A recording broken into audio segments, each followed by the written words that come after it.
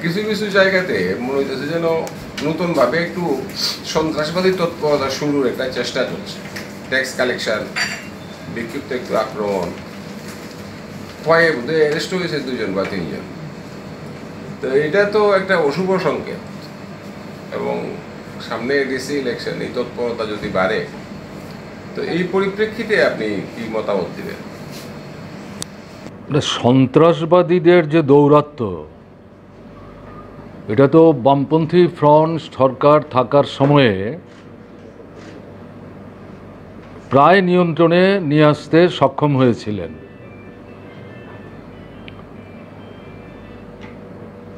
বাংলাদেশে তাদের যে ঘাঁটি, তার যে তথ্যাদি আমাদের পুলিশ প্রশাসন সংগ্রহ করতে পেরেছিলেন সেই সময়ে, তাতে এনএলএফটি তার স্ট্রেংথ অফ ক্যাডার বিলো 50 ছিল, এবং অধিকাংশই বয়সটা যা, এই বয়সে হাতে অস্ত্র নিয়ে জঙ্গলে পাহাড়ে কন্দরে চলাফেরার করার মতো অবস্থায় তারা ছিলেন না। মানসিকভাবেও তারা বিপর্যস্ত। অনেকেই পরিবার পরিজন নিয়ে ফ্যামিলি লাইফ লিড করছিলেন। ছেলেদের মেয়েদের ওখানকার নামজাদা শিক্ষা প্রতিষ্ঠানে ভর্তিও করিয়েছেন, এবং এটাও খবর ছিল যে এরা ওখানে অনেকেই বোধহয় ভোটার তালিকায় নামও তুলে ফেলেছিলেন, এবং তাদের অনেকেই এই অভিমত ব্যক্ত করেছিলেন যে আমরা ত্রিপুরাতে তো নাই, ইন্ডিয়াতে আমরা আর ফিরে যাব না। এরকম ছিল একটা পরিস্থিতি। তারপরেও এদের নিয়ে আমাদের দেশের ভেতরে ত্রিপুরার কোনো রাজনৈতিক দল খেলবার চেষ্টা করেছে। একটা ছোট্ট অংশকে হয়তো তাদের কাজে লাগাবার ক্ষেত্রে খানিকটা তারা অগ্রসর হতে পেরেছিলেন শেষের দিকটায়। টাইগার ফোর্স এটা তো একেবারেই ছত্রখান হয়ে যায়, এবং পত্রিকায় পরবর্তী সময় যেটা দেখা গেল, আমাদের সরকার থাকার সময়েই তাদের যে অস্ত্র মজুদের ভাণ্ডার ত্রিপুরা বাংলাদেশের সীমান্তবর্তী এলাকায়, সেগুলো আনার্থ হয়, এবং এগুলো প্রশাসনের কবজায় চলে যায়, এবং একটা অংশ অন্য আরেকটা সন্ত্রাসবাদী দল তারা হাতিয়ে নেয়। তাতে সব মিলিয়ে পরিস্থিতিটা যেখানে এসে দাঁড়িয়েছিল যে প্রকৃত অর্থে ত্রিপুরায় যারা দৌরাত্ম্য করে বেড়াচ্ছিলেন, তাদের যে মূল শক্তিরা সেই সময়ে, তারা অনেকটাই বলা যায় অকিজু অবস্থায় চলে গিয়েছিলেন। এখন আপনি যে প্রশ্নটা করলেন, এটা যদিও ব্যাপকভাবে বিভিন্ন পত্রপত্রিকায় আসছে না, কিন্তু কোনো কোনো পত্রপত্রিকায় এই তথ্যটা কিন্তু আসছে। খোয়াইয়ের কথা বলছেন, এবং আমি জানি না আপনার চোখে পড়েছে কিনা, পানিসাগর অর্থাৎ উত্তর ত্রিপুরার ধর্মনগরকে ভাগ করে যে নতুন যে মহকুমাটা, এই মহকুমার বেশ কিছু এলাকা সীমান্ত লাগোয়া, সেই এলাকাতেও সশস্ত্র সন্ত্রাসবাদীরা ধরা পড়েছেন, এবং এখান থেকে পুলিশের ঊর্ধ্বতন কর্তৃপক্ষের নির্দেশিত হয়ে সম্ভবত স্পেশাল ব্রাঞ্চ বা এই জাতীয় সমস্যাকে ট্যাকল করার ক্ষেত্রে যারা দক্ষ, যোগ্য, এরকম যারা অতীতে যারা কৃতিত্বের নিদর্শন রেখেছেন, তাদেরকে পাঠিয়েছিলেন। এবং তথ্যাদি যা পরবর্তী সময় বেরিয়ে এসে দেখা গেছে, সংবাদগুলো ধরা পড়েছে, এটা যেভাবে আসলো, পরবর্তী পর্যায়ে ব্যাপারটা কোথায় কোন দিকে যাচ্ছে, এগুলো কিন্তু সেই সমস্ত পত্রিকাই আর দিতে চাইল না। তাতে একটা সঙ্গত সন্দেহ তৈরি করার বাস্তব ভিত্তি কিন্তু থেকে যাচ্ছে।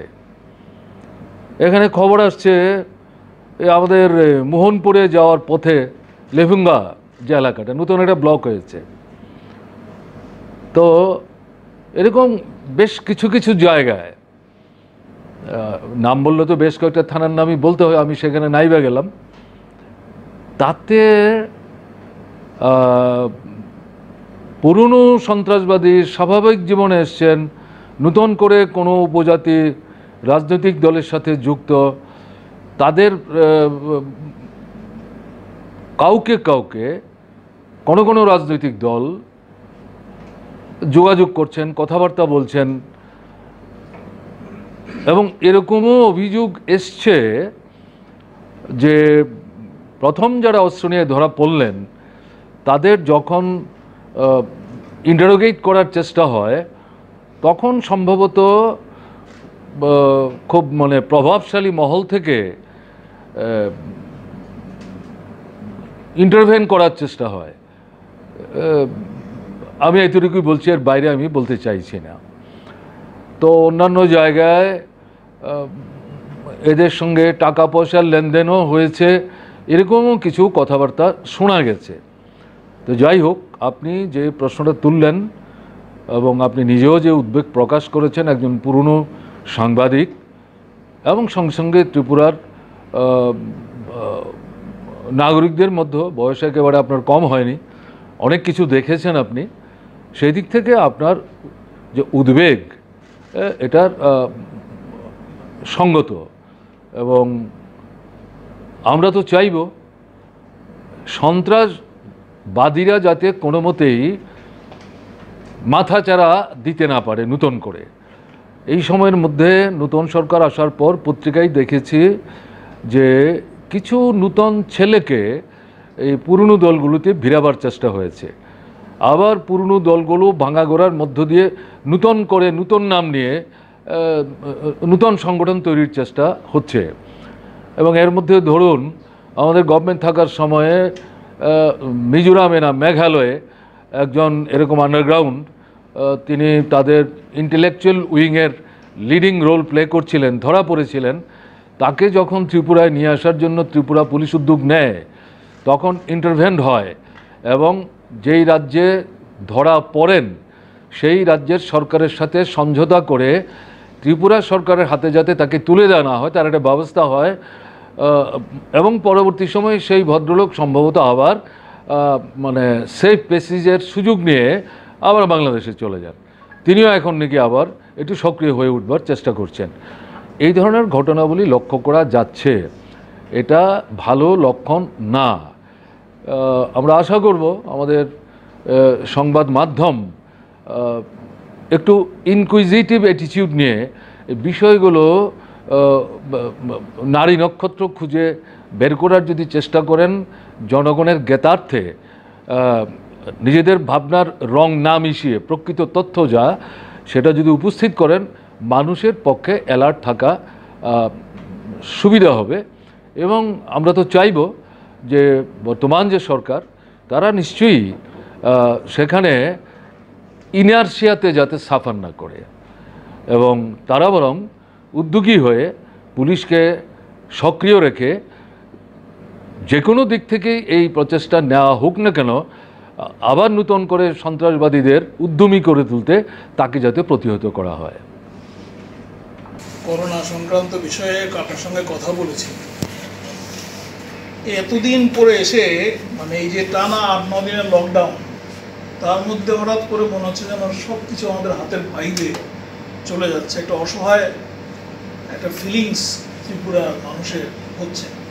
এটা বোঝা যাচ্ছে আরও এই কারণে মুখ্যমন্ত্রী প্রতিদিন আমাদের একটা টুইট করতেন, সেখানে খবরগুলো জানাতেন কতজন পেশেন্ট হলো, আজকে ধরা পড়লো। গত পরশু দিন থেকে 3 দিন ধরে এটা আসছে না, অন্য বিভিন্ন জায়গা থেকে খবর পাচ্ছি আমরা। সব মিলে হঠাৎই লকডাউন, এবং আপনাদের সিপিআইএমের তরফ থেকেও এটা প্রতিবাদ করা হয়েছে যে একটা নির্দিষ্ট জনগোষ্ঠীর ধর্মীয় উৎসব আছে আগামীকালকে 1 তারিখ, ঈদ উৎসব, ঈদ উল জোহা। এই সময়ে লকডাউনটা না দেওয়াটা বাঞ্ছনীয় ছিল, এরকম একটা কথাও আপনাদের বক্তব্যে দেখেছি। এই সম্পর্কে আপনার প্রতিক্রিয়া চাইছি। না, আপনি আপনার এই উপস্থাপিত প্রশ্নের মধ্যে একটা মন্তব্য করেছেন, মনে হচ্ছে সমস্ত বিষয়টাই হাতছাড়া হয়ে যাচ্ছে। এটাই মানে খুব গুরুত্বপূর্ণ কমেন্ট প্রশ্নকর্তার। সেদিক থেকে আমি যেটা বলবো, আমরা তো প্রায় বলতে পারেন 4 মাস যাবতই লকডাউনের মধ্যে আছি। ত্রিপুরার কথা বলছি। সম্ভবত 22শে এপ্রিল প্রথম হচ্ছে জনতা কারফিউ, 24শে এপ্রিল আর March, sorry thank you very much for correction, I stand for correction. তখন এটা আমাদের বিধানসভার বাজেট অধিবেশন চলছিল। আমি কেরালায় ছিলাম, ওখান থেকে মিটিং থেকেই আমাকে চলে আসতে হয়েছিল। ঠিকই আছে, 20 তারিখ বাজেট অধিবেশন। তো 22শে মার্চ হচ্ছে জনতা কারফিউ।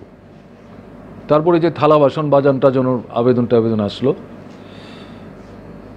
তারপরে হঠাৎ করে দেখা গেল 24শে মার্চ থেকে সারা ভারতবর্ষে লকডাউন, মাত্র 4 ঘন্টার নোটিশে। ঠিক আছে, এরপরে যেটা হলো সেটা হলো রাত 9টা থেকে কারফিউ, সকাল 5টা অবধি। ত্রিপুরার কথা বলছি। তো কারফিউ মিন্স লকডাউন।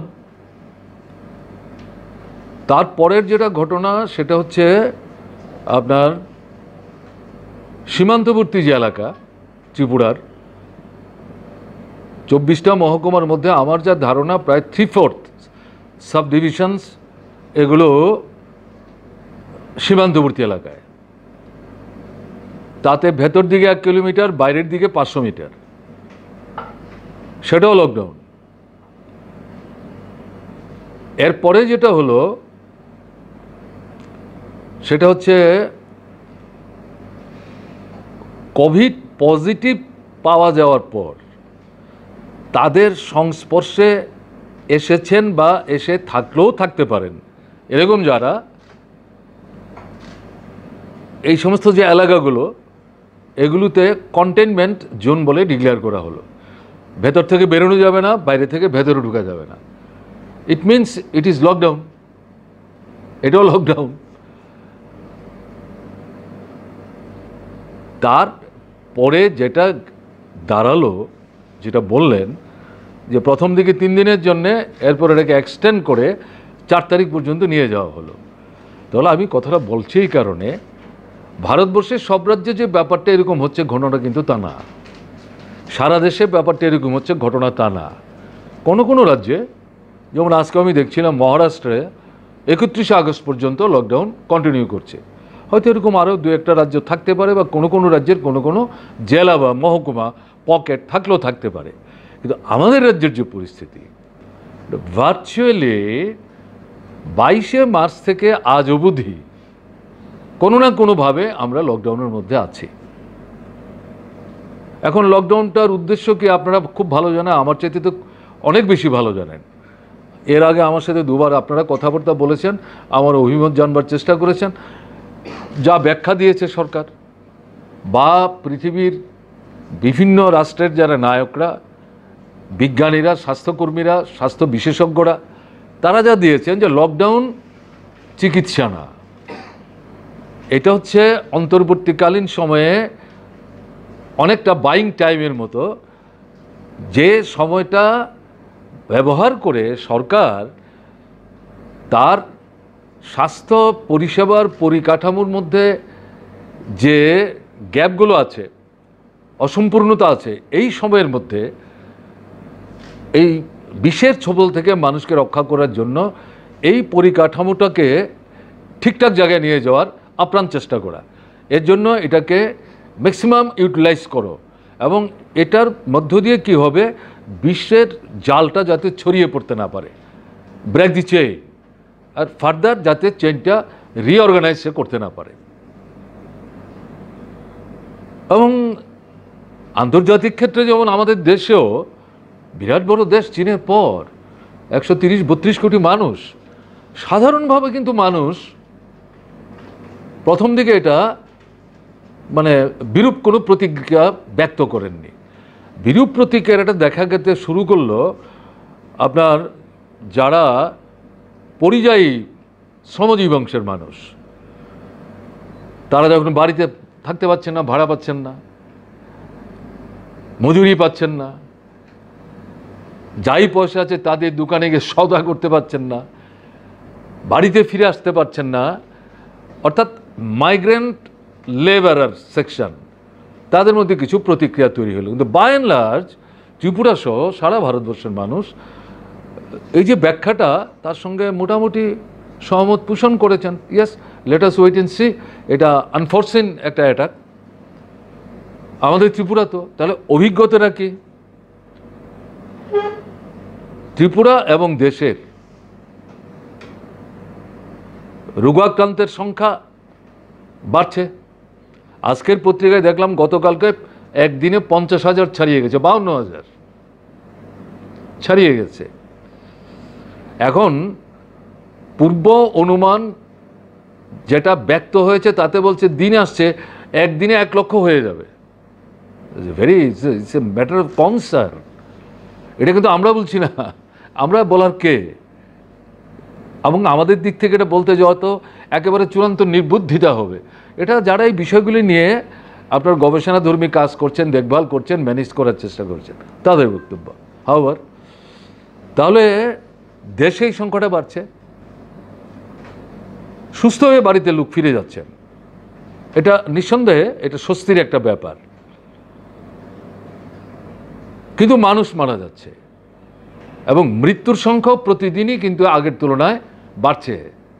মাঝে 1-2 দিন এদিক সেদিক একটু কমলেও by and large on an average সংখ্যাটা বাড়ছে।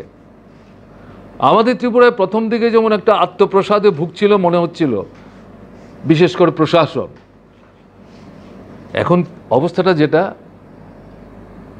আমাদের এখানে আক্রান্তের সংখ্যা বাড়ছে, মৃত্যুর সংখ্যা বাড়ছে, এবং এটা তো এখন প্রায় সারা ত্রিপুরায় ছড়িয়ে পড়েছে। কোনো জেলাবাদ নাই, অধিকাংশ মহকুমা, কোনো কোনো মহকুমার অধিকাংশ এলাকা একটা উদ্বেগজনক পরিস্থিতি তৈরি হয়েছে। তাহলে কি দাঁড়ালো? এই সময়ের মধ্যে যে সুযোগটা নেওয়ার জন্যে এই লকডাউনের কথা ঘোষণা করা হয়েছিল, আদৌ কি সারা দেশে বা আমাদের রাজ্যে এই সুযোগটা কেন্দ্র এবং রাজ্যের সরকারগুলো নেবার চেষ্টা করেছেন? বারিং a very few states like Kerala and some others. আমি দিল্লিকে এর মধ্যে যোগ করব না হয়, কেমন না, বা আরও 1-2 স্টেট চেষ্টা করেছে, এটা অস্বীকার করা যাবে না। তাতে গিয়ে আমাদের সবচেয়ে বড় সমস্যা যেটা, স্বাস্থ্য পরিষেবার বড় অংশটাকেই ব্যবসায়ীদের হাতে তুলে দেওয়া হয়েছে।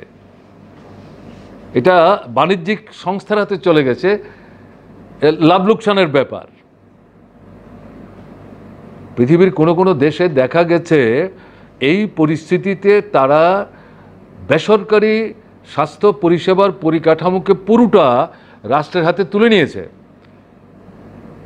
লাইক স্পেন, যে নো, এই প্রাইভেট ইয়ের হাতে আমরা এই স্বাস্থ্য পরিষেবার পরিকাঠামো কন্টিনিউ করতে দেবো না, সবটা আমরা নিয়ন্ত্রণ করব। সোশ্যালিস্ট কান্ট্রির প্রশ্ন আসে না, আমি সেটা নাইবা উল্লেখ করলাম, সরি। আমাদের দেশে, including hour capital town that is Delhi, financial capital Mumbai, আমি অন্য জায়গাগুলির নাম নাইবা বললাম, টোটাল সমস্ত জিনিসটার মধ্যে বলা যায় 85-90% কন্ট্রোল করছে বেসরকারি পুঁজি। কই ওখানে তো তাদের কেউ স্পর্শ করছে না। এবং দেখবেন কোনো কোনো মিডিয়াতে এই সমস্ত যে প্রাইভেট হেলথ ম্যানেজমেন্টের সঙ্গে যারা যুক্ত আছেন, তাদের মধ্যে কিছু প্রথিতযশা ডাক্তারবাবু আছেন, তাদের প্রতি আমার শ্রদ্ধা অটুট আছে। কিন্তু আলাপ আলোচনায় গিয়ে দেখা যাচ্ছে যখন তাদের মিডিয়া থেকে প্রশ্ন করা হচ্ছে আমাদের দেশের যে পরিস্থিতি, তারা বলছে না, it is under control, well under control. কারণ তাদেরকে হাত পড়ছে না তো, তাদের ব্যবসায় হাত পড়ছে না তো। এটা অনভিপ্রেত, বলতে বাধ্য হচ্ছি, এটা বেদনাদায়ক। তো এখন এই সার্টিফিকেটটা কিন্তু বাস্তবের সাথে সঙ্গতিহীন। তাহলে এই জায়গাটাতে দেখা গেল সরকার কিছুই করছেন না। সেকেন্ড, এই যে এখানে টাকা বরাদ্দ বাড়ানো দরকার, সবাই মিলেই প্রায় এখন বলছে জিডিপির অ্যাটলিস্ট 3% হেলথ কেয়ার ফেসিলিটির জন্য খরচ করো, কিন্তু এটা কোনো মতেই 1 থেকে 1.5%-এর বেশি না। বোথ এডুকেশন অ্যান্ড হেলথ, এই দুটো হচ্ছে হিউম্যান রিসোর্স ডেভেলপমেন্টের দুটো গুরুত্বপূর্ণ পায়ের মতো। দুটোই নেগলেক্টেড হচ্ছে স্বাধীনতার পর থেকে এবং আজ অবধি। বিশেষ করে এই পরিস্থিতিতে স্বাস্থ্য পরিষেবার প্রশ্নে যে জায়গাটা গুরুত্ব দেওয়া উচিত ছিল, গুরুত্বই দেওয়া হচ্ছে না। ফলে এই যে লকডাউন করে যে সময়টা ব্যয় করা হলো, এটা তো কাজে আসলো না। এবং এর মধ্যে যেটা সবাই মিলে বলছিলেন, মানে warrior in the frontline fighters, ডাক্তারবাবু, নার্স, প্যারামেডিক্স এবং তাদেরকে সাহায্য করুন অন্যান্য অংশের যারা, তাদের প্রোটেকশনের ব্যবস্থা করো। হলো না, কিছুই হচ্ছে না, ঘটনা তা না, কিন্তু যা হচ্ছে প্রয়োজনের সাথে সেটা একেবারেই সঙ্গতিহীন। আমাদের দেশেই তো প্রায় 90-এর উপর ডাক্তারবাবু মানে আক্রান্ত হয়ে গেছেন, ত্রিপুরাতে হয়েছেন। তাহলে নার্স হচ্ছেন, প্যারামেডিক্স হচ্ছেন, ক্লিনিং ওয়ার্কের সঙ্গে যারা তারা হচ্ছেন। এখন প্রোটেকশনের প্রশ্নে নিরাপত্তারক্ষী যারা তারা ভূমিকা নিচ্ছেন, তারা আক্রান্ত হচ্ছেন। ব্যাংকে, বিমাতে, নানা সংস্থায় কাজকর্ম করছেন, মানুষকে যাতায়াত করতে হয়, তারা আক্রান্ত হয়ে যাচ্ছেন। তাহলে এই যে সময়টা, এই সময়টাকে কিন্তু ঠিকভাবে কাজে লাগানো হলো না। তো এই যে প্রশ্নটা আসছে যে হাতছাড়া হয়ে যাচ্ছে, ভারত সরকার চালাচ্ছেন বিজেপি, ত্রিপুরা সরকার চালাচ্ছেন বিজেপির সঙ্গে আইপিএফটি আছে। আইপিএফটির নিজস্ব খুব একটা অবস্থান আলাদা কিছু আছে, আমাদের তো চোখে পড়ছে না, আমি জানি না আপনাদের চোখে পড়ছে কিনা। তারা তো মানে কীর্তনের আসরের দুয়ারির মতো। তো এই যে সরকারটা চলছে, আমাদের রাজ্যের অবস্থাটা কি? এমন না যে বিরোধী দলগুলোর তরফ থেকে শুধু সরকারের ছিদ্র অন্বেষণের চেষ্টা করছে, কোনো ইতিবাচক গঠনমূলক পরামর্শ প্রস্তাব তারা দিচ্ছেন না, ঘটনা কিন্তু তা না। অনেক বলার পর একটা সর্বদলীয় বৈঠক ডাকা হয়েছিল আপনাদের সঙ্গে। এর আগে যখন বৈঠক করি আপনারা কথা বলতে চাইছিলেন, তখন আমি উল্লেখ করেছি, এগুলো আমি বলতে চাইছি না।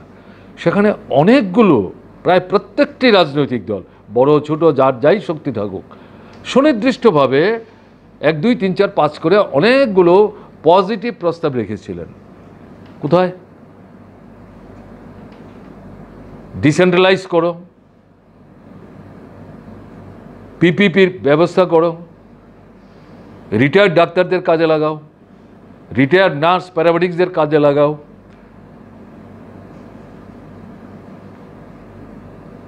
এই যে বিষয়গুলি বলা হলো, এবং তার সঙ্গে মাইগ্রেন্ট যারা রিটার্ন করছে, শুরু থেকেই তাদেরকে সরকারের হেফাজতে নিয়ে নাও। এই যে 5 জনের একজন লালারস সবচেয়ে সমস্যা যেটা করে দিল, এটা না করে প্রথম থেকে সবাইকে যদি নিয়ন্ত্রণে নিয়ে 2 দিন 3 দিন কন্ট্রোলে রেখে, একটু অসুবিধা হয়তো হতো, কিন্তু লালারস পরীক্ষা করার পর পজিটিভ আইডেন্টিফাইড হলে পরে পজিটিভ যারা, তাদেরকে হাসপাতালে নিয়ে যাওয়া, বাকিদেরকে নিয়ে কিছুদিন কোয়ারেন্টাইনে রাখা, এগুলো হলো না। তার থেকে জিনিসটা দারুণভাবে ছড়িয়ে পড়ল। এবং টেস্ট, যত টেস্ট হবে তত আইডেন্টিফাইড হবে, আইডেন্টিফাইড হলে পরে পজিটিভ চিহ্নিত হবে, চিহ্নিত হলে পরে চিকিৎসা করতে সুবিধা হবে, প্রিভেনশন এখানে নেওয়াটা সহজতর হতো। আমি সেদিন দেখছিলাম হোয়ের একজন সিনিয়র সায়েন্টিস্ট বলছিলেন যে এটা দিন 4 আগে, সম্ভবত স্বামীনাথন, বলছিলেন যে এখন পর্যন্ত যাদের পরীক্ষা হয়েছে, যদিও পরীক্ষায় ভারতবর্ষ পৃথিবীর বহু রাষ্ট্রের চেয়ে অনেক পেছনে, সবার শেষে আমি বলবো না, অনেক পেছনে, তাতে যা পরীক্ষা হয়েছে, পরীক্ষা থেকে দেখা যাচ্ছে ওই দিন, তার আগের দিনের হিসেব দিয়ে বলছেন, অ্যাবাউট 10% ফাউন্ড পজিটিভ। তার থেকে তিনি বলছেন যদি তাই হয়, তাহলে আমাদের দেশে এই পরীক্ষা যদি ব্যাপক করা যায়, তাহলে এই মুহূর্তে 13 কোটি মানুষ পাওয়া যাবে, they have been suffering. Serious ঘটনা। তারপরে তাকে প্রশ্ন করা হচ্ছে হার্ড ইমিউনিটি, এবং তিনি পরবর্তী সময়ে কোন এক এই জিজ্ঞাসিত প্রশ্নের জবাবে বলছেন হার্ড ইমিউনিটি মানেটা কি? তার মানে হচ্ছে আমাদের দেশের 50-60%কে হার্ড ইমিউনিটিতে আনতে হবে। আনতে গেলে পরে এই যে রোগটার যে ছড়ানোটা এটা বাড়বে, এটা বাড়া মানে মৃত্যুও বাড়বে। ভারতবর্ষের মতো দেশে হার্ড ইমিউনিটির চিন্তা করে লাভ নেই, এখানে ভ্যাকসিন ঔষধ ছাড়া কোনো বিকল্প নাই। তাহলে এই পরিস্থিতিতে দাঁড়িয়ে এই প্রসঙ্গটা এখানে চলে আসলো যে এটা বাড়ছে। তাহলে ত্রিপুরা আলাদা কোনো নীতি নিচ্ছে না তো, একই তো নীতি, আর কারোর সঙ্গে কোনো কথাও বলছে না, যে পরামর্শগুলো সেগুলো কেউ শুনছে না। এমনও পর্যন্ত বলা হয়েছিল ঠিক আছে সমস্ত জেলায় সমস্ত মহকুমায় হয়তো এক্সপিরিয়েন্সড ডাক্তারবাবু নাও থাকতে পারে, হেলিকপ্টার ব্যবহার করুন না, হেলিকপ্টার ব্যবহার করে সেন্সিটাইজ করে ডাক্তারদের পাঠান, ওখানে গিয়ে 3-4-5 ঘন্টা সেন্টারে কাজ করে আবার তাদেরকে ফিরিয়ে নিয়ে আসুন। তাহলে এখানে একটু সময় দিতে পারবেন, ওখানেও দিতে পারবেন, ওখানে তো ডাক্তারবাবুদের থাকতে অসুবিধা হতে পারে, এগুলোও বলা হয়েছিল, এগুলো তো কেউ শুনছে না। তাহলে আমি কথাটা বলছি আপনাদের জিজ্ঞাসিত প্রশ্নের পরিপ্রেক্ষিতে, এই যে এখন আপনি বলছেন উদ্বেগ প্রকাশ করছেন, ব্যাপারটা যেন মানে নিয়ন্ত্রণের বাইরে এবং হাতছাড়া হয়ে যাচ্ছে, এটা তো অমূলক না, এটা ব্যক্তিগতভাবে তো কাউকে দোষারোপ করে না, বাস্তব তো এটাই। ছোট্ট একটা রাজ্য, 40 লক্ষ মানুষ, 10 লক্ষ পরিবার, এরকম একটা জায়গায় দাঁড়িয়ে এই যে বলছেন লকডাউন লকডাউন লকডাউন। এখন আমাদের রাজ্যের সম্মানীয় মুখ্যমন্ত্রী তিনি এই 4 তারিখ অবধি লকডাউন ঘোষণা করতে গিয়ে যেটা বলছেন, আপনারা অত্যন্ত শান্তিপূর্ণভাবে সহযোগিতা করছেন, কারেক্ট, এক্ষেত্রেও আপনারা সহযোগিতা করবেন। তো কেন এটা যে না এখন আমরা একটা ইয়ে করছি, হাউস টু হাউস অনেকটা এনুমারেশনের মতো লোক পাঠাচ্ছি, খোঁজখবর নিচ্ছি। আমাকে যে বাড়িটাতে সরকার থেকে থাকতে দিয়েছিলেন, সম্ভবত পরশুদিন আমি পার্টি বিশেষ সকালে আসছি, হঠাৎ করে দেখলাম 4 জন কর্মচারী বন্ধু তারা ঢুকছেন। আমি তো প্রথম বুঝতে পারিনি, তা আমি বেরোতে গিয়ে গাড়িতে উঠতে গিয়ে জিজ্ঞেস আপনারা কারা, কী ব্যাপার? বলে স্যার আমাদের তো এই কাজের জন্য পাঠিয়েছে। ঠিক আছে বলুন কী কাজ? বলে না আপনার কি জ্বর কাশ কফ এগুলো আছে কি না? আমি আস্তে আস্তে বললাম যে ভাই এখন অবধি আমি মানে এই সিমটমে আক্রান্ত হইনি, আর কিছু? বলে না আর কিছু আপনাকে জিজ্ঞাসা করার নেই। তাহলে আর কি চাই? আমাদের মানে কোয়ার্টার মানে তো আমি আছি, আর আমার যে বান্ধবী ভদ্রমহিলা বন্ধু মানুষ তিনি আছেন, রান্না করে যে ছেলেটা সে আছে, আরেকজন সাহায্য করতে আসেন, আর এমনিতে অফিসে লোকজন আসে যান, আর কোয়ার্টার গার্ড যারা আছেন তাদের সঙ্গে বসুন কথা বলুন। আর বলছে রেশন কার্ডটা চাই, বলে এটা তো চট করে বলতে পারবো না, যান ভেতরে বসুন, চাটা খান, এগুলো নিয়ে যান। I came out. এখন প্রশ্নটা হচ্ছে, এই যে প্রশ্নটা উঠলো, আরেকদিন আমাকে কে জিজ্ঞেস করেছিলেন উত্তর ত্রিপুরায় বাধা দিচ্ছে। উত্তর কেন? ত্রিপুরার বিভিন্ন জায়গায় বাধা দিচ্ছে। তা আমি বলতে গিয়ে বলছিলাম এগুলো কি? এগুলো হচ্ছে কিউমুলেটেড যে অ্যাঙ্গার, তার এক্সপ্রেশন। এটা দেখলাম কদর্থ করেছে বিজেপি দলের দেওয়া একটা প্রেস রিলিজে, যে উস্কানি দেওয়া হচ্ছে, লকডাউনের বিরুদ্ধে কথা বলা হচ্ছে। Absolutely not. কথাটা ছিল এই, এবং মানুষ কি প্রশ্ন করছেন 4 মাস কোথায় ছিলেন আপনারা? এখন হঠাৎ করে আপনাদের মনে হলো আমাদের পরীক্ষা করতে হবে, আগে কেন করলেন না?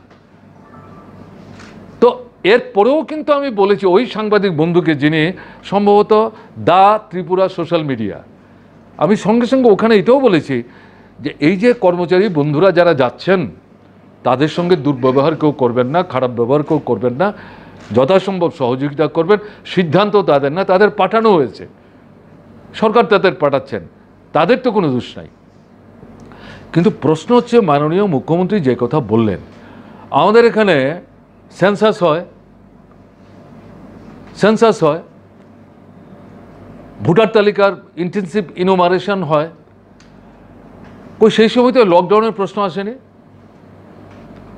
এবং এই যে স্বাস্থ্যর ব্যাপারে তথ্য তালাশি করতে যাচ্ছেন, তার জন্য লকডাউন করতেই হবে, এর তো কোনো বাধ্যবাধকতা নাই। সরকার সিদ্ধান্ত নিয়ে জেলা শাসকের হাতে দায়িত্ব দিয়ে, জেলায় পুরোটা একদিনে সম্ভব না, তাতে যে ব্লক আছে আইডেন্টিফাই করে, নগর আছে আইডেন্টিফাই করে ঘোষণা দিয়ে যে আমরা অমুক তারিখ এতটা থেকে এতটায় অমুক ব্লকে অমুক নগরে যাব, আমাদের লোকরা যাবেন, সেদিন আপনারা দয়া করে এই এলাকার যারা বাসিন্দা পরিবারের তারা দয়া করে থাকবেন, একটু অসুবিধা হবে, সহযোগিতা করবেন আপনাদের জন্য, রাজ্যের জন্য। লকডাউন না করে এটা করা যেতে পারতো এবং মানুষ সহযোগিতা করতেন। তাহলে এখন যেটা হচ্ছে, এখন কি 10 লক্ষ পরিবারে একই দিনে সবাই যাচ্ছেন? দোকান বন্ধ, গাড়ি বন্ধ, ব্যবসা বন্ধ, কৃষি বন্ধ, হাসপাতালেও লোক যাচ্ছেন না, যেতে পারছেন না। এটার কি মানে ছিল? এটা বলাটা কি অপরাধ? এটা কি অন্যায়? এটা কি অযৌক্তিক? এটা কি হচ্ছে? এখন আপনি প্রশ্ন করেছেন যে কালকে একটা ধর্মীয় সংস্থার তাদের একটা জাতীয় উৎসবের মতো আন্তর্জাতিক উৎসব, এটা আগামীকাল সম্ভবত 1 তারিখ। তো এটাকে এর বাইরে কি রাখা যেত না? সিপিআইএম কিন্তু লকডাউনের বিরোধিতা ওইভাবে করেনি, এটা কিন্তু কদর্থ হবে। সিপিআইএম কি বলেছে? এই তারিখটা বাইরে রাখা যেত। আমরা অনুরোধ করব সিপিআইএমের তরফ থেকে বিবৃতিতে যেটা বলা হয়েছে, এই তারিখটাকে ছাড় দিন, কিন্তু যারা এই উৎসবটা পালন করবেন, যে ধর্মাবলম্বী মানুষ, তাদের কাছে আবেদন করেছেন আপনারা সোশ্যাল ডিস্টেন্স না, মানে শারীরিক যে দূরত্ব বজায় রাখবেন, মাস্ক পরবেন, সবাই একসাথে মিলবেন না, নিজেদের জন্যে এবং সোসাইটির জন্যে। এটা করে আপনারা অনুষ্ঠানটা করুন। সরকারের কাছে অনুরোধ করেছে, আবেদন করেছে, what is wrong in it? আমরা তো দেখলাম ওয়েস্ট বেঙ্গল এটাকে বাদ রেখেছে। ওয়েস্ট বেঙ্গলের লোক সংখ্যা কত? 10 কোটি 11 কোটি মানুষ হবে। তারাও তো সপ্তাহে 3 দিন 4 দিন লকডাউন করছে, কিন্তু তারাও ওই তারিখটা কিন্তু বাদ রেখেছে। এটা ওয়েস্ট বেঙ্গলকে অনুকরণ করার কথা বলছি না, এটা করা যেতে পারতো, কিন্তু এই মানুষরা তো সহযোগিতা করছেন। কাজে এটা লকডাউনের বিরোধিতা না, এটা হচ্ছে পরিকল্পনার দুর্বলতা, দূরদর্শিতার অভাব। এটা প্রথম থেকেই চলে আসছে। কাজে এদিক থেকে দাঁড়িয়ে সত্যি সত্যিই যেটা বলছেন, যেটা উদ্বেগজনক। লাইভলিহুড প্রবলেম, মানে এই লকডাউনের ফলে হোক বা এমনিতে বেকার সমস্যা, বা মানে ভারতবর্ষের যদি বলা যায় মানে স্ট্যাটিস্টিক্সে যে আমাদের জিডিপিও কমে যাচ্ছে সাংঘাতিকভাবে, এবং হয়তো এরপরে যদি সেটা কম্পিউটেশন করা হয় তাহলে দেখা যাবে যে এখন যা বলা হচ্ছে সেটা মাইনাসের দিকেও চলে যেতে পারে। এইরকম যে অবস্থা, আর এর মধ্যে এই আমাদের এই রাজ্য মানে প্রত্যন্ত, এবং যেখানে মানে ইন্ডাস্ট্রি বা ঔষধ তেমন কিছু নেই। তো এই সম্পর্কে মানে আপনি কী ভাবেন? না, ইটস এ ভেরি মানে রেলিভেন্ট কোশ্চেন। আমি দেশের কথা বলছি আগে। এই লকডাউন হওয়ার পর আমি এতক্ষণ যেটা বললাম, হেলথ সেক্টরে prevention of this corona virus expansion to break the chain, don't allow to reform the chain, এই জায়গায় তো দুর্বলতা দেখালো। লকডাউন করার কারণে আপনি যা বলছেন কারেক্ট, অর্থনৈতিক অ্যাক্টিভিটিসটাই তো স্ট্যান্ড স্টিল হয়ে গেল, এবং তাতে সবচেয়ে বেশি আক্রান্ত করা হচ্ছেন সাধারণ মানুষ, শ্রমজীবী অংশের মানুষ, মাইগ্রেন্ট লেবার যারা। আপনি যদি একটু গভীরে যান দেখবেন তাদের প্রায় 65 to 70% হচ্ছে গ্রামের মানুষ, কৃষি বিপন্ন, ওখানে কাজ নাই, দাম নাই, পয়সা পান না, ছেড়ে দিয়ে শহর থেকে রাজ্যান্তরিত হচ্ছে। They have started returning back, going back to their own place of residence, that is in the rural areas.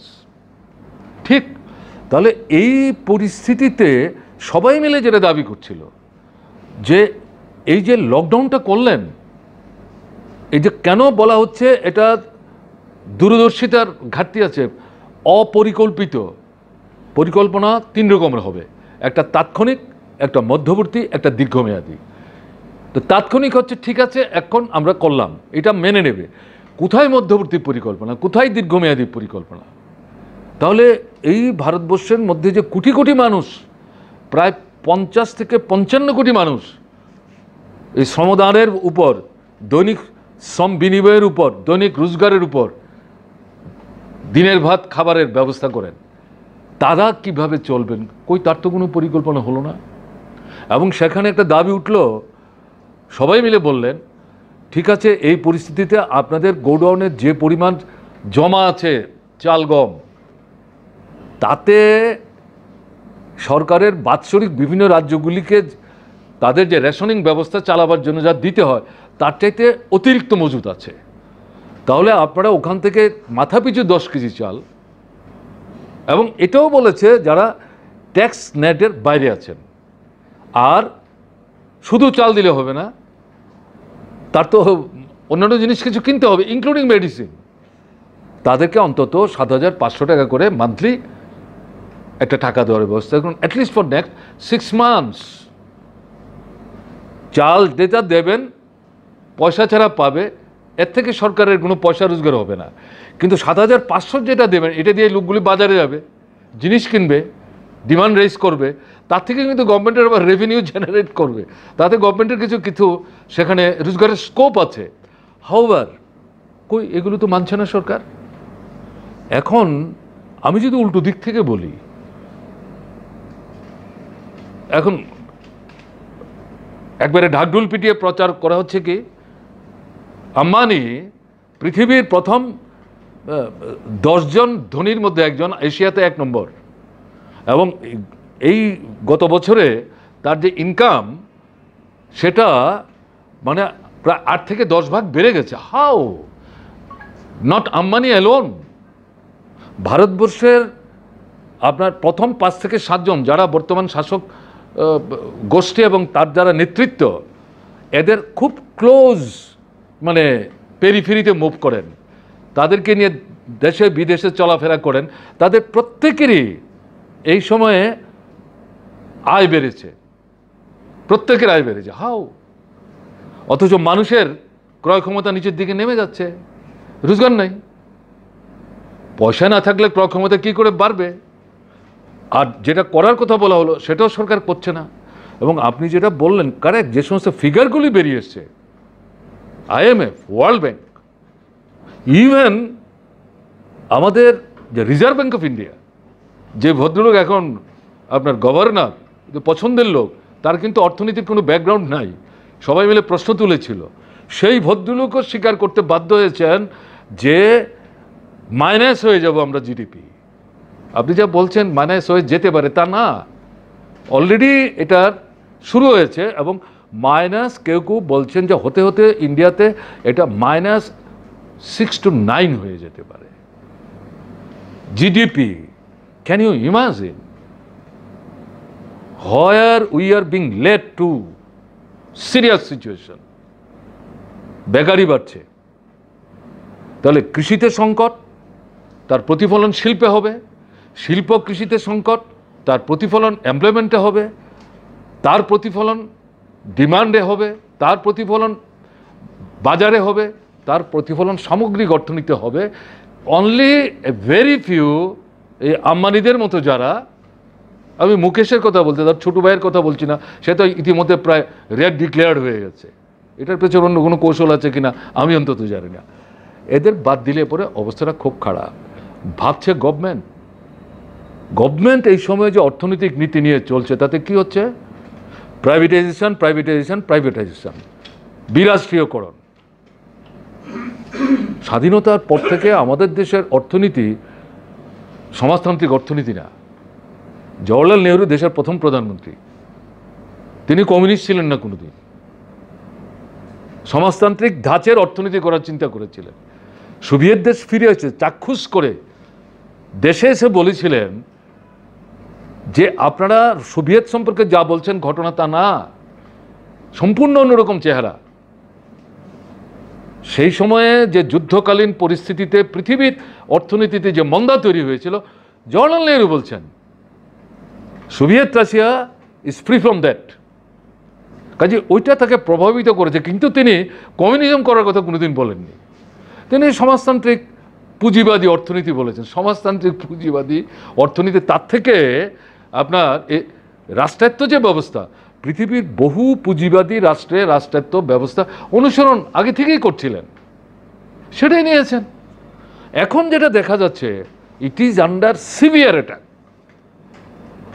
এই লাস্ট মোমেন্টে 45টা আইডেন্টিফাইড, এর মধ্যে 24টা অলরেডি ডিক্লেয়ার্ড, বাকিগুলি এখন ডিক্লেয়ার করবে। এবং এর মধ্যে বলেছে আমাদের যিনি এখন অর্থমন্ত্রী, তো অ্যাকচুয়ালি মানে নিজের কথা কিছু বলবার ক্ষমতাই তার নাই, যত যোগ্যতাই ভদ্রমহিলা থাকুক, স্ট্র্যাটেজিক কিছু সেক্টর এগুলি রাষ্ট্রায়ত্ত থাকবে। এখন তাকে যখন প্রশ্ন করলো which are to be denoted as strategic sector, ওটাও তিনি আনসার করতে পারেননি। বলছেন এটা আমরা একটু চিন্তা ভাবনা করি, তার মানে ওখান থেকে আদিষ্ট হবেন, তারপর তিনি বলবেন, বলে আমরা পরে বলবো গিয়ে কোনগুলি স্ট্র্যাটেজিক সেক্টরের মধ্যে পড়ে। Can you imagine being a finance minister? তাহলে কি দাঁড়াচ্ছে, আমরা কোথায় আছি? One man show. একটা সময় পর্যন্ত আপনাদের মনে হয়েছিল যে অ্যাটলিস্ট দুইজন, না এখন দুইজনও মনে করার কোনো কারণ নেই, কমপ্লিটলি ওয়ান ম্যান শো হয়ে যাচ্ছে। What is this? কাজে এই জায়গায় দাঁড়িয়ে সামনের দিন অর্থনৈতিক দিক থেকে প্রচণ্ড রকম একটা খারাপ জায়গায় আমরা চলে যাচ্ছি, প্রচণ্ড রকম খারাপ জায়গায় চলে যাচ্ছি। আমি একটা প্রসঙ্গ করব, কদিন আগে আমাদের প্রধানমন্ত্রী ডিউরিং দি লকডাউন পিরিয়ড অর্থনীতিকে চাঙ্গা রাখার জন্য বলেছেন যে লোকালের জন্য ভোকাল হতে, লোকালের জন্য ভোকাল হতে। লোকাল মানে দেখা যাচ্ছে আমাদের রাজ্যে লোকালের জন্য ভোকাল মানে লোকাল প্রোডাক্ট, লোকাল সার্ভিসেস এসবের জন্য প্রাধান্য দেওয়া। ওই যে আগে যে স্লোগান ছিল মেক ইন ইন্ডিয়া, হ্যাঁ, তো এই জিনিসটা ঘুরিয়ে ফিরিয়ে আমাদের এখানে আগেই ছিল, আমাদের ইন্ডাস্ট্রি পলিসি, আইটি পলিসিতে ছিল যে লোকাল কোম্পানিগুলি বা এন্টারপ্রেনার বা এমএসএমইসগুলি যেন কাজকর্ম লোকালি পায়। কিন্তু এই গভর্নমেন্ট আসার পর আমরা দেখতে পাচ্ছি ম্যাক্সিমাম ছোট ছোট কাজ এগুলিও বাইরের কোম্পানিগুলিতেই যাচ্ছে। তো আমার দুটো জিনিস, একটা হলো আপনি মোদির এই যে স্লোগানটাকে সমর্থন করেন কিনা, আর এই যে এটার বিপরীতে কাজ হচ্ছে, এই ধরনের কোনো খবর আছে কিনা, এই সম্পর্কে আপনি কি বলবেন? না, একটা জিনিস কিন্তু বুঝবেন, আমরা বরাবরই যেটা বলছি, আমাদের এখানে ইন্ডাস্ট্রির বিকাশ ঘটুক, এবং ইন্ডাস্ট্রি মানে mega, medium, cottage and local, এ নিয়ে কোনো সন্দেহ নাই। যেমন ত্রিপুরার কথা বলছেন, আমরা গভর্নমেন্টে থাকার সময় বলেছি মেগা ইন্ডাস্ট্রি ত্রিপুরায় হতে সময় লাগবে, কারণ ইন্ডাস্ট্রি করতে গেলে পরে তার যে মানে ইনফ্রাস্ট্রাকচার সেটা নাই ত্রিপুরায়, যোগাযোগই ছিল না, সেগুলো তো করতে হয়েছে আমাদের। সেখানে লোকাল, আমরাও যেমন ত্রিপুরায় জোর দিয়েছি, সারা দেশেই, সেটা কেউ বলেন আপনার কটেজ ইন্ডাস্ট্রি, কেউ বলেন স্মল স্কেল ইন্ডাস্ট্রিজ। কাজে অ্যাপারেন্টলি এই কথা যদি কেউ বলে, এটা ভুল বলার কোনো কারণ নাই। কিন্তু মূল প্রশ্নটা কি, এই যে আপনি যেটা বললেন না, সেটা হচ্ছে স্লোগান দিলেন আমরা নতুন যে প্যাকেজ নিয়ে অগ্রসর, সেটা হচ্ছে আত্মনির্ভর ভারত। কমপ্লিটলি ফলস, ফেব্রিকেটেড, মন গড়া কথা। এটা আত্মনির্ভর না, ভারতকে নির্ভরশীল করছে বিদেশি পুঁজি এবং দেশের কিছু বড় পুঁজি, তারা একসাথে মিলে ভারতকে লুটে পুটে নেওয়ার জন্য যা যা করা দরকার সমস্ত কিছু তারা করছে। এখানে কোথায় কটেজ ইন্ডাস্ট্রি, কোথায় লোকাল আপনার এই যে স্মল স্কেল ইন্ডাস্ট্রি, সব তো শেষ হয়ে যাচ্ছে। কাজে এই প্রেক্ষাপটে বলছি, এটা স্লোগানের জন্য স্লোগান, এটা স্লোগানের জন্য স্লোগান, এটাকে বাস্তবায়িত করার জন্য যা করা দরকার তার তো কিছু করছেন না। মন্ত্রী নির্মলা সীতারমণ একটা ঘোষণা দিলেন, অর্থমন্ত্রক থেকে বলা হলো যে জিএসটির যে কম্পনসেশন স্টেটগুলোকে দেওয়া হয় এবছর তা দেওয়া হবে না। এই বিষয়ে আপনার প্রতিক্রিয়া? আর একটা বিষয়ের সঙ্গে বলে দিই, এই জাতীয় শিক্ষানীতি, নয়া শিক্ষানীতি, ওটা নির্মলা সীতারমণ বলেননি, এটা সঠিক তথ্য না। এটা হচ্ছে পার্লামেন্টের একটা স্ট্যান্ডিং কমিটি আছে, হ্যাঁ, সেই স্ট্যান্ডিং কমিটির কোন একটা সভায় অর্থ সচিব গভর্নমেন্ট অফ ইন্ডিয়া, ওটা ফিনান্সের standing committee, very important committee, generally এই সমস্ত কমিটির মিটিংয়ে সংশ্লিষ্ট দপ্তরের সচিবদেরকে ডাকা হয়। সম্ভবত এই ভদ্রলোক উপস্থিত ছিলেন, সেখানে গিয়ে তিনি এই স্টেটমেন্টটা করেছেন। আমি পার্শ্ব করে যে তথ্য বের করে দেখেছি, তাতে কি বলেছেন? বলছেন এই বছরে আমরা জিএসটির রাজ্যগুলির সঙ্গে যে ফর্মুলাতে আমরা শেয়ার করছিলাম, এবছর আমরা সেই শেয়ার করতে পারবো না। অর্থটা কি? জিএসটি যখন হয়, ভারতবর্ষের অনেক রাজ্যেরই আপত্তি ছিল, আমাদের তরফ থেকে আপত্তি ছিল, তখন আমরা গভর্নমেন্টে ছিলাম। কারণ এই যে এরিয়াটা, এই এরিয়াতে সেন্ট্রাল গভর্নমেন্ট যেমন ট্যাক্স বসাতে পারে, স্টেট গভর্নমেন্টও ইনডাইরেক্ট ট্যাক্স বসিয়ে তার রেভিনিউ যে ইয়েটা মানে জেনারেট করার যে স্কোপটা, এই স্কোপটা নিতে পারত রাজ্যগুলো।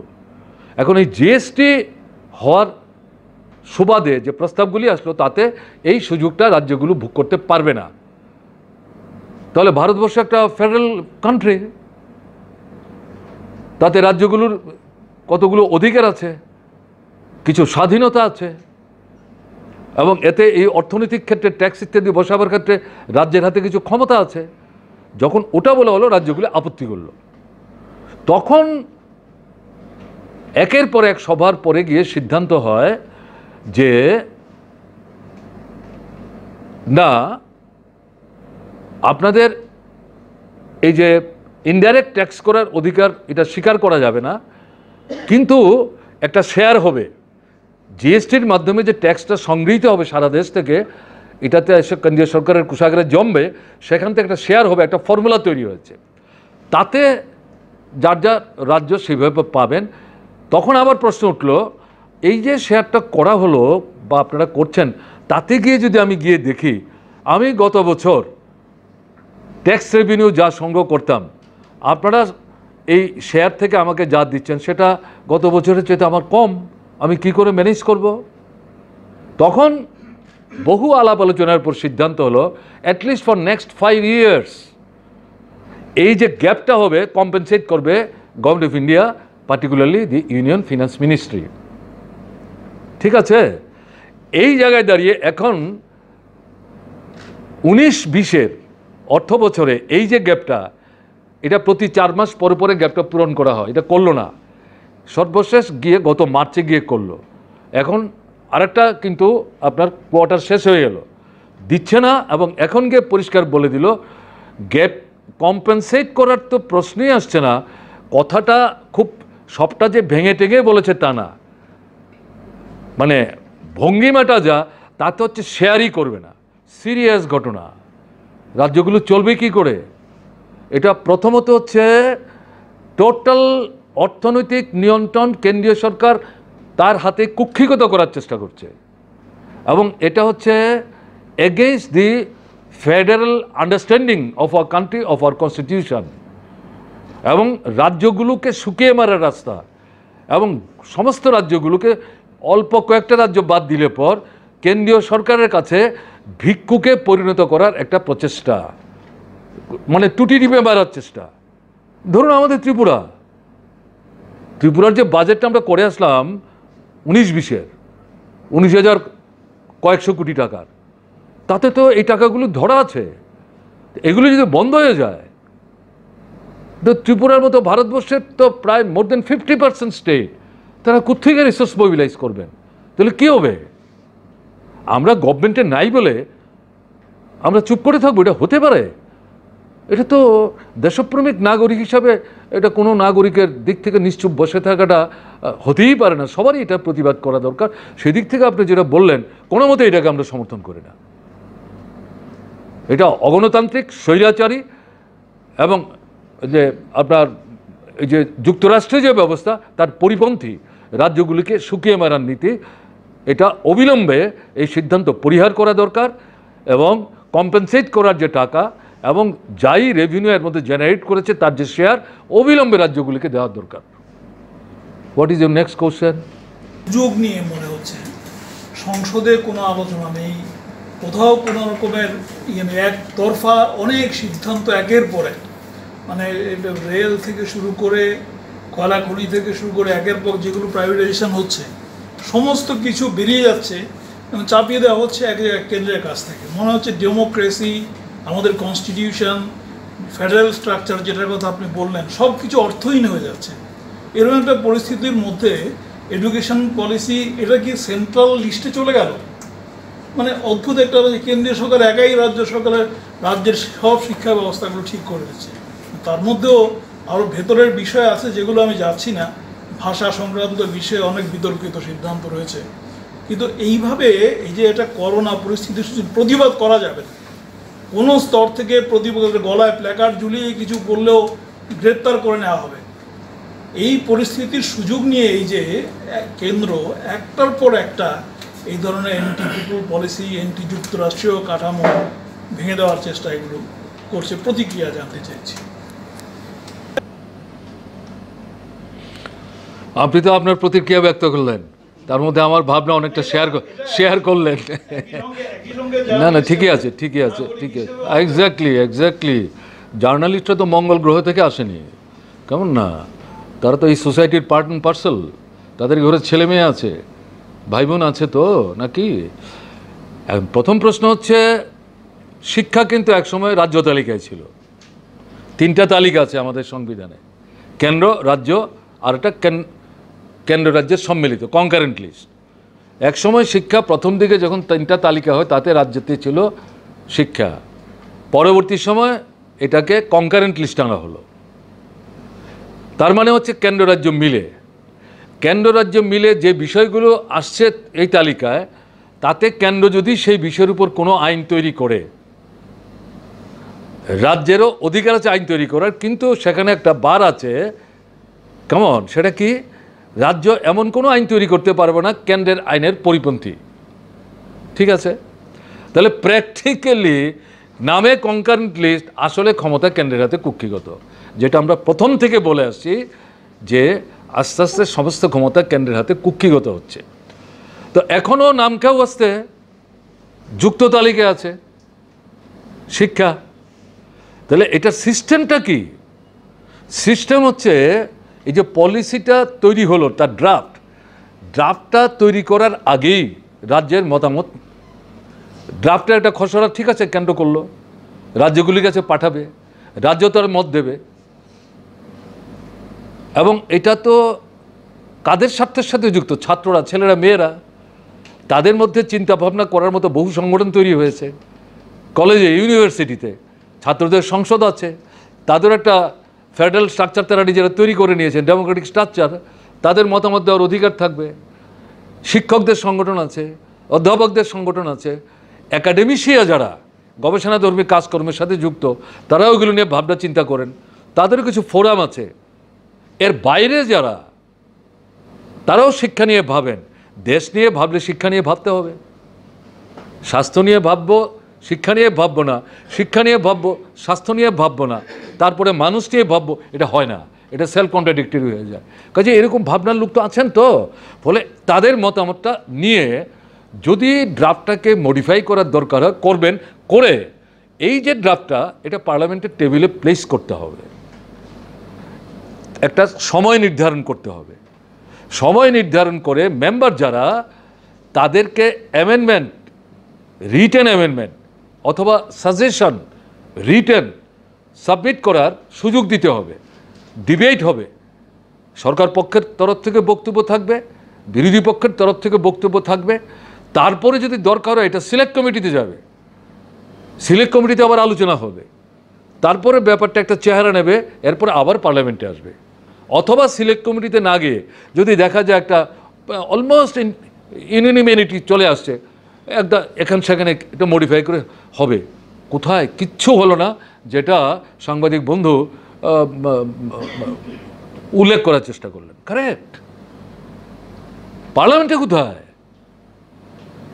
রাজ্যগুলো কোথায়? এই যে আমি যাদের কথা বললাম, কারোর সঙ্গেই তো কোনো কথাবার্তা নাই, কারোর সঙ্গে কোনো কথাবার্তা নাই। এটা তো ওয়ান ওয়ে ট্রাফিক হয়ে যাচ্ছে। এটা টোটালি মানে সেন্টারের হাতে। আগে যেটা বললাম আপনার এই জিএসটির প্রশ্নে, এডুকেশনটাকেও সেই জায়গায় সেন্ট্রালের হাতে কুক্ষিগত করার চেষ্টা হচ্ছে, সেন্ট্রালাইজেশন। এবং এটার মধ্য দিয়ে কী হচ্ছে, মানে গণতান্ত্রিক যে মতামত ব্যক্ত করার অধিকার, তার টুটি টিপে ধরা হচ্ছে, কণ্ঠরোধ করা হচ্ছে। এবং এর কন্টেন্ট নিয়ে সিলেবাস কারিকুলাম, যেটা ইতিমধ্যে বহু লেখালেখি বেরিয়েছে,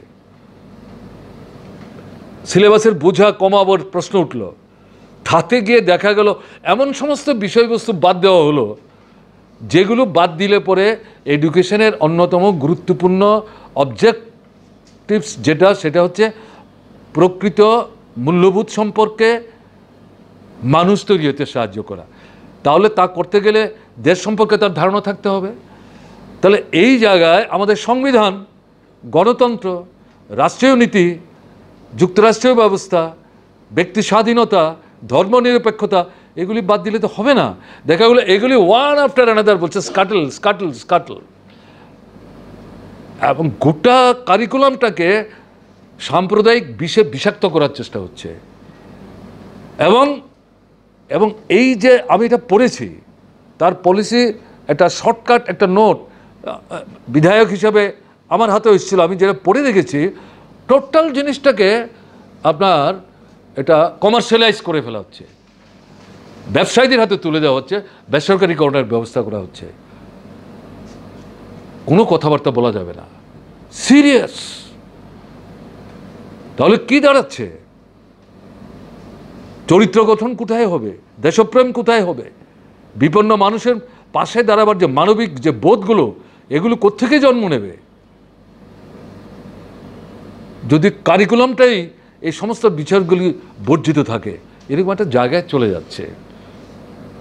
ধর্ম, বর্ণ, সম্প্রদায়, এই সমস্ত বিষয়গুলো নেতিবাচক দৃষ্টিভঙ্গি থেকে অন্তর্ভুক্ত করে আমাদের নবীন প্রজন্মের ছেলেমেয়ের তাদেরকে বিভ্রান্ত করার চেষ্টা হচ্ছে। এটা দেশের ভবিষ্যতের জন্য কোনো অংশেই সহায়ক না। আমরা এটার বিরোধিতা করি, তীব্রভাবে বিরোধিতা করি। এটা চলতে পারে না। এটা দেশের মানুষ মেনে নেবেন যদি মনে করে সরকার তাহলে ভুল করছে। সমীরবাবু যে প্রশ্ন তুললেন, প্রতিবাদই তো করা যাচ্ছে না। এই লকডাউন লকডাউন লকডাউন 144 কারফিউ, কি হচ্ছে এটা? শুধু সরকার কথা বলবেন, সরকারের সবাই তো কথা বলে না। কেন্দ্রের সরকার যেমন একজন দুজন বলে, আমাদের রাজ্য দেখছি এক দুজনে কথা বলে, বাকি মন্ত্রীরা কথা বলতে পারেন। এটা তো ভাবভঙ্গিমা দেখে মনে হচ্ছে যে না, তারা বোধহয় কথা বলতে পারেন না। তাহলে কেন মন্ত্রী হলেন?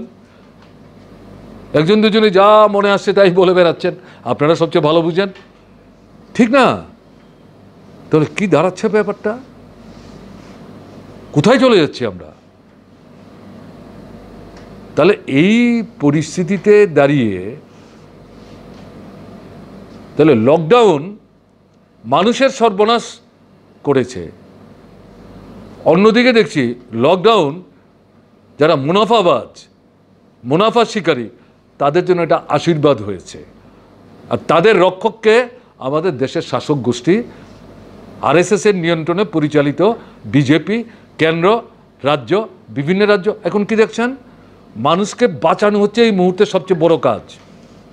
আর আমাদের দেশের বিজেপি, কেন্দ্রীয় সরকার, তাদের কাছে বড় কাজ কি হচ্ছে?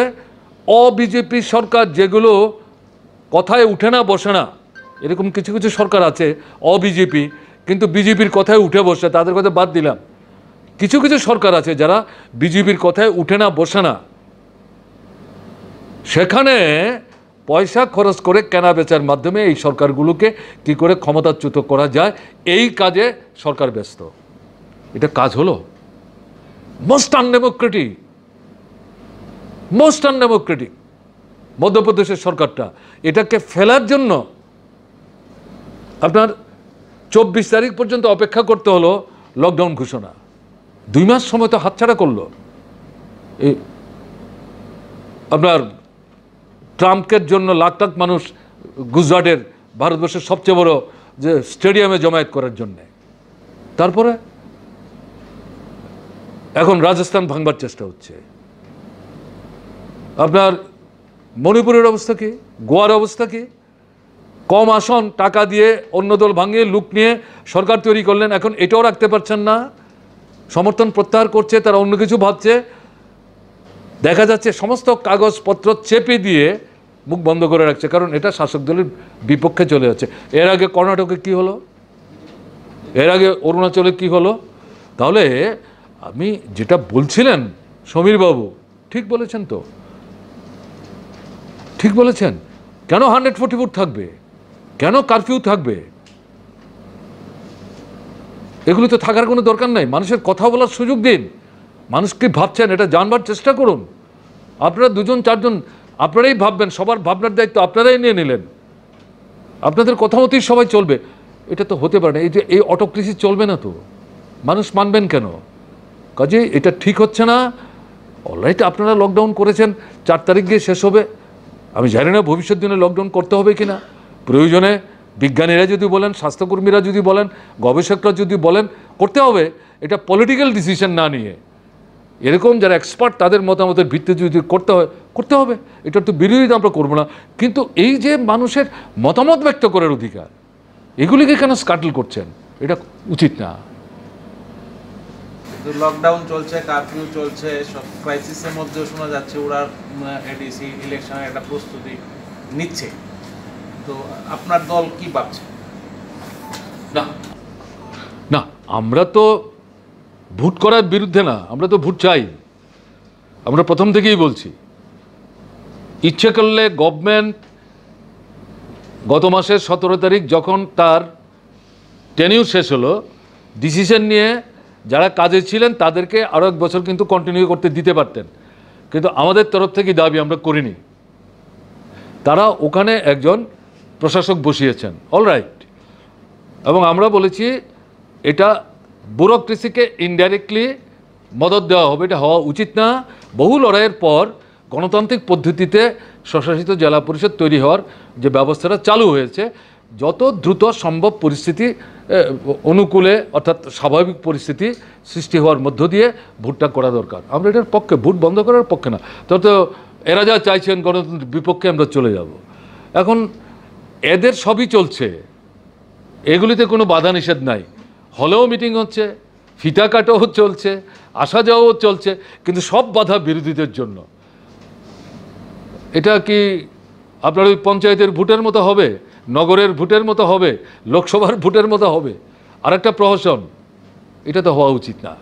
কাজেই পরিবেশটা, পরিস্থিতিটা একটু স্বাভাবিক হলে পরে দ্রুত ভোট করা দরকার, এবং এই জিনিসগুলি বন্ধ হওয়া দরকার। এখন লক্ষ্য করা যাচ্ছে কি, এডিসি নির্বাচনের কনস্টিটুয়েন্সি আছে যে সমস্ত মহকুমা, এরকম কিছু কিছু মহকুমায় মাত্রাহীন সন্ত্রাস চলছে, মাত্রাহীন সন্ত্রাস চলছে।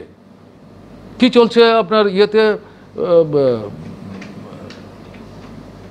জিরানিয়া মহকুমায়, কি চলছে খোয়াইতে, কি চলছে কমলপুরে, কি চলছে আপনার বিলুনিয়াতে, শান্তিরবাজারে?